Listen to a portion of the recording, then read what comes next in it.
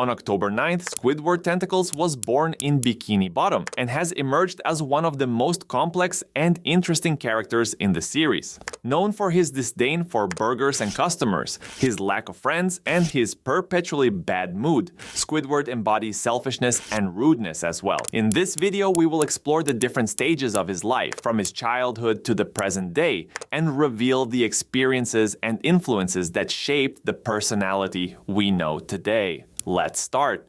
Not much is said about Squidward's childhood, but it appears his parents are separated, as his mother lives alone. In one episode, Crab Borg, Squidward mentions that his father never loved him, indicating unresolved emotional issues from his childhood. From a young age, Squidward dreamed of becoming a famous musician, specifically a clarinet player and an artist. These dreams and hopes he held since childhood contributed to shaping his personality and behaviors later in life. One formative experience occurred when he was 7 years old and participated in his first concert. When the performance began, he caused such a commotion and annoyed the audience so much that they left immediately.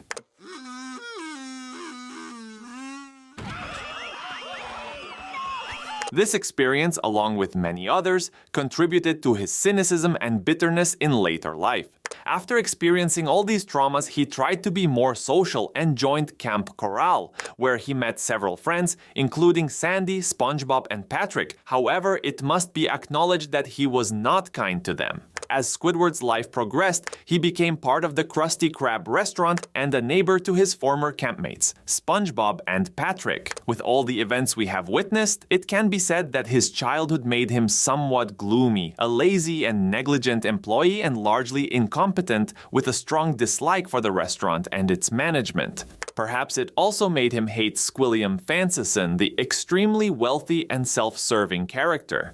This background provides a deeper insight into Squidward's character and helps understand the reasons behind his pessimistic and sarcastic behavior towards others. Now that we've gotten his childhood out of the way, let's take a look at his complicated friendship with SpongeBob. SpongeBob is always nice to Squidward because he knows that he's Squidward's only friend. That it's obvious Squidward doesn't want to be SpongeBob's friend, but SpongeBob is too naive to see it. However, I don't think that's the case. First, Squidward has no other friends. I think that's obvious. He hates everything and thinks everyone is an idiot except for him. I think SpongeBob is really the only person besides himself that Squidward really cares about. Evidence: Squidward cares about SpongeBob. In the April Fool's episode, Squidward says, "I didn't mean to hurt you. In fact, SpongeBob, I like you. I like living next door. I like hearing your foghorn alarm in the morning and your high-pitched giggling at night." He then goes on to say he even likes Gary, Patrick, Sandy, and Mr. Krabs. When Squidward moves away, he finds his new home to be too boring and misses SpongeBob. The Krusty Krab gets a phone call from a customer wanting a pizza. From there, Mr. Krabs forces SpongeBob and Squidward to deliver the pizza, even though it is not what the restaurant is known for. Sadly, SpongeBob backs the car up too far and it runs out of gas, so the two are stranded. However, after finding a driving boulder, the two make it to the house. However, the customer is extremely unhappy and screams at SpongeBob because he forgets his drink. SpongeBob cries hysterically, which leads to Squidward going back to the house and throwing the pizza in the customer's face. It is so satisfying to see Squidward stand up for SpongeBob. When Sandy tells SpongeBob about Christmas and Santa Claus, he becomes extremely excited and gets the whole town to celebrate. However, Squidward does not believe in him, so he finds great joy when Santa does not come to Bikini Bottom and laughs at SpongeBob. However, after SpongeBob gifts him a golden clarinet, Squidward feels like a complete jerk. He then dresses up as Santa to make SpongeBob happy, as he realizes how wrong he was. In fact, he even gives away everything in his house to the whole town to help keep the charade going. A common theme in the series is that Mr. Krabs is cheap. It is often humorous, but one specific instance when he takes this way too far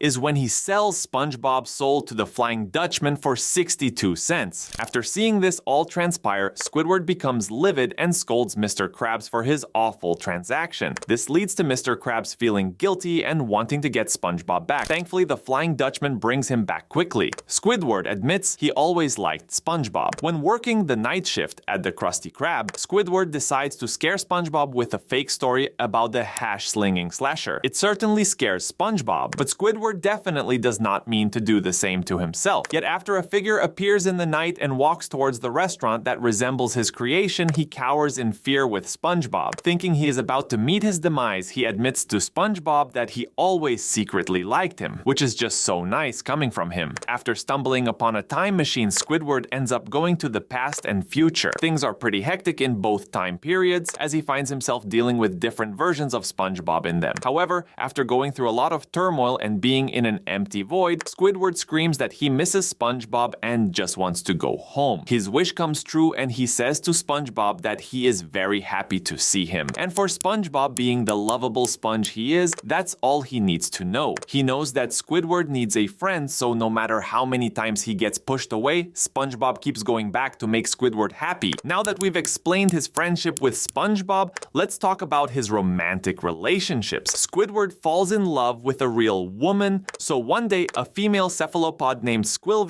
enters the Krusty Krab and Squidward immediately falls for her. However, he is too nervous to ask Squilvia out himself, so SpongeBob offers to arrange a date for them. He sets up the date and even helps Squidward practice by dressing and giving flowers. But during the practice, Squidward loses his patience and angrily scolds SpongeBob. Unbeknownst to Squidward, Squilvia overhears his outburst. Surprisingly, Squilvia finds Squidward's angry side attractive. She takes him on their actual date, appreciating that he doesn't suffer fools lightly. Squidward falls in love. This happens when Patrick disguises himself as a woman and starts working in Krusty Krabs. In the Krusty Krab, Squidward glances up from his newspaper and promptly takes notice of Patricia. He starts flirting with her, and as Mr. Krabs introduces Patricia to Squidward, it soon becomes a competition between the two. Mr. Krabs and Squidward start flirting with Patricia repeatedly, to which she is initially oblivious about. The two continuously ask her on a date, Patricia turning them down each time,